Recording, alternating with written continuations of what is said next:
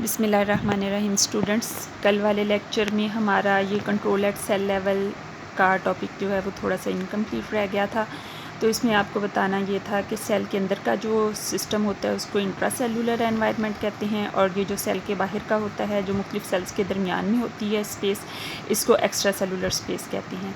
तो सेल की intra cellular space को भी होम्योस्टैटिक लेवल पर रखा जाता है। सेल के एक्स्ट्रा सेलुलर स्पेस में जो चेंजेस आती हैं उनके हिसाब से एक्स्ट्रा सेलुलर स्पेस में जो भी चेंजेस आती रहें, लेकिन सेल की इंट्रा सेलुलर स्पेस जो है उसके अंदर सॉल्यूट्स की, वाटर की और मेटाबोलाइट्स, हार्मोन्स एट्सेट्रा, इन चीज़ों को एक कांस्टेंट लेवल पर रखा जाता है और इस तरह से सेल का जो होम्योस्टैटिक लेवल है उसको मेंटेन किया जाता है। तो ये कल के लेक्चर का पार्ट था। आज हम नया लेक्चर स्टार्ट करते हैं जिसमें हम ये पढ़ेंगे कि होम्योस्टेसिस की ज़रूरत क्या है।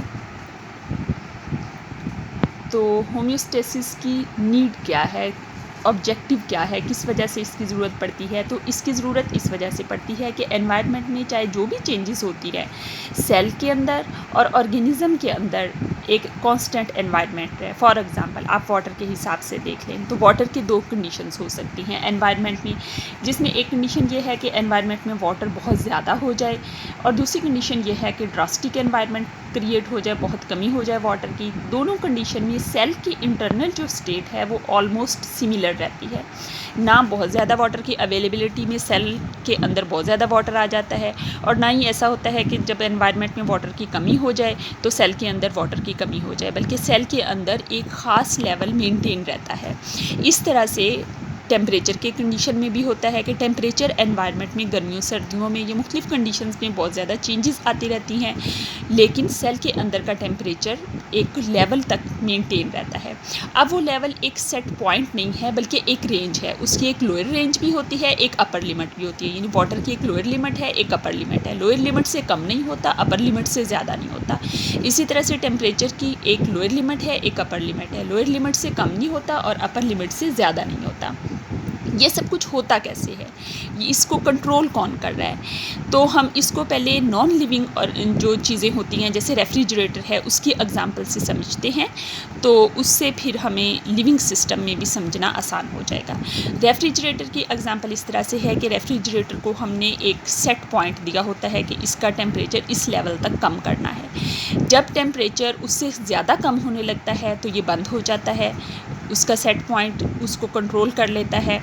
और जब टेम्परेचर उससे ज़्यादा होने लग पड़ता है तो फिर फ़ौरन से इसका कूलिंग सिस्टम ऑन हो जाता है और वो टेम्परेचर को डाउन ले आता है।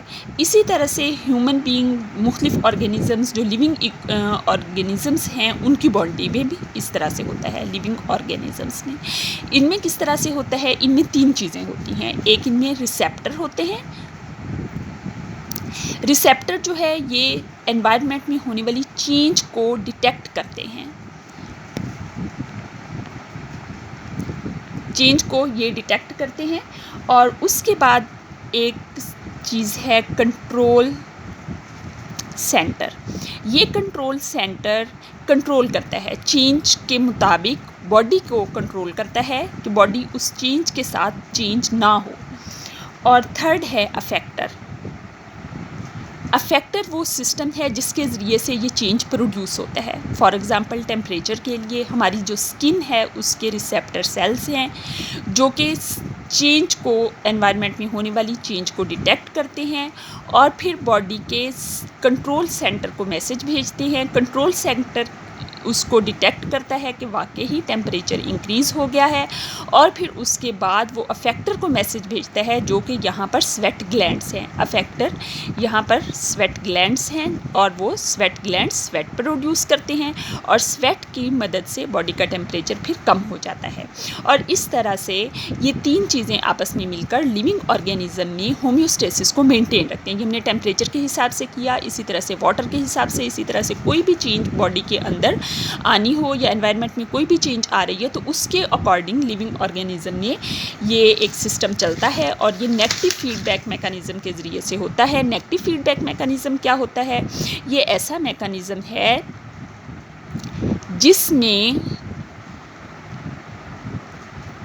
जिसमें प्रोडक्ट खुद अपने आप को कंट्रोल करता है। फॉर एग्ज़ाम्पल, जब टेम्परेचर कंट्रोल हो जाता है तो खुद कंट्रोल्ड टेम्परेचर अपने आप को मज़ीद कम करने को रोकता है, ठीक है। तो अपने ही प्रोडक्शन को खुद रोकता है, इस वजह से इसको नेगेटिव फीडबैक मैकेनिज़्म कहा जाता है। बाकी इसकी डिटेल आगे मौजूद है, नेगेटिव फीडबैक क्या है, यहाँ पर इसको ज़्यादा फोकस करने की ज़रूरत नहीं है। अब हमने पढ़ना है water relation of cell. Water relation of cell, cell के हिसाब से और उसके एनवायरनमेंट के हिसाब से 3 तरह के एनवायरनमेंट हो सकते हैं। ये एक सेल है, ये दूसरा सेल है और ये तीसरा सेल है। अब हम जो लफ्ज़ इस्तेमाल कर रहे हैं हाइपोटोनिक, ये एनवायरनमेंट की बात कर रहे हैं, सेल की बात नहीं कर रहे हैं। हाइपोटोनिक एनवायरनमेंट, हाइपो का मतलब होता है कम, एंड टोनिक का लफ्ज़ हमेशा सॉल्ट के लिए यूज़ होता है। हाइपोटोनिक एनवायरनमेंट का मतलब है कि एनवायरनमेंट के अंदर सॉल्ट की कंसंट्रेशन, ये एक जगह पर रखा हुआ है, ये इसका सेल का एनवायरनमेंट है और उसके अंदर सॉल्ट की कंसंट्रेशन कम है। किससे कम है? सेल की निस्बत। यानी कि ये मैं जो नुक्ते लगा रही हूँ स्टूडेंट्स, इसको आप सॉल्ट कंसीडर करें। ये सॉल्ट है, सॉल्ट की कंसंट्रेशन सेल के अंदर ज़्यादा है और एनवायरनमेंट में कम है।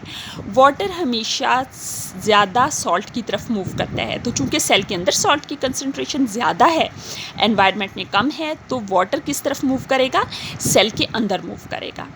तो अब वाटर सेल के अंदर जब मूव कर जाएगा तो सेल टर्जिड हो जाएगा, ये ज़्यादा फूल जाएगा, ठीक है। और अगर बहुत ज़्यादा वाटर अंदर मूव कर जाए तो सेल बर्स्ट भी हो सकता है। दूसरी कंडीशन है हाइपरटोनिक एनवायरनमेंट। हाइपर का मतलब ज़्यादा है, टॉनिक का मतलब सॉल्ट है। तो ये ऐसा एनवायरनमेंट है जिसके अंदर सॉल्ट की कंसंट्रेशन ज़्यादा है। किससे ज़्यादा है? सेल से ज़्यादा है। यानी सेल के अंदर सॉल्ट की कंसंट्रेशन कम है और जिस एनवायरनमेंट में वो सेल मौजूद है उसके अंदर सॉल्ट की कंसंट्रेशन ज़्यादा है। अब जैसे कि मैंने आपको पहले बताया कि वाटर हमेशा ज़्यादा सॉल्ट वाली साइड पे मूव करता है, तो अब वाटर जो है वो बाहर की तरफ मूव करेगा। और एक थर्ड कंडीशन जिसको हम आइसोटॉनिक कहते हैं, आइसो का मतलब होता है सेम, तो आइसो सेम, टॉनिक सॉल्ट, यहाँ पर सेल के अंदर और सेल के बाहर सॉल्ट की कंसंट्रेशन सेम है, इस वजह से वाटर ना अंदर मूव करेगा और ना बाहर मूव करेगा। Is it clear students? Okay.